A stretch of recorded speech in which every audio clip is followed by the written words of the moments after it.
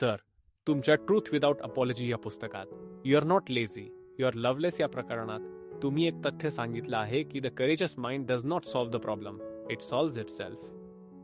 तर तुम्ही थोडं विस्तृतपणे सांगू शकाल का की साहसी मन आपल्या राष्ट्राच्या समस्या आणि संबंध जगाच्या समस्या कसं सोडवू शकेल? नेमकं ह्यानंच तुझं लक्ष का वेधून घेतलं? कारण हे वक्तव्य माझ्यासाठी खूप प्रेरणादायक आहे. त्याला निवडल्याबद्दल मला आनंद आहे.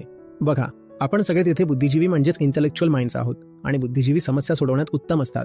या श्रोत्यांसमोर तुम्ही ही गोष्ट निवडली याबद्दल मी खरंच आभारी आहे. बाय डिफॉल्ट तुम्ही जर इथं या हॉलमध्ये असाल तर तुम्ही समस्या सोडवण्यात उत्तम असालच. तेच बुद्धीचं कार्य आहे.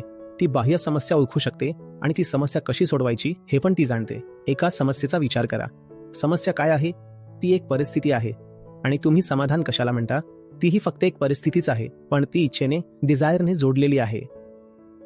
जर तुम्ही तुमच्या इच्छेनुसार या परिस्थितीचं रूपांतर त्या परिस्थितीत करू शकलात तर तुम्ही जाहीर करता की समस्येवर उपाय शोधला गेला आहे. पण तुम्ही स्वतःला सोडवण्यात उत्तम नसाल. तिथेच मग मात्र वेगळ्या गोष्टीची गरज असते जी बुद्धीच्या पलीकडची आहे.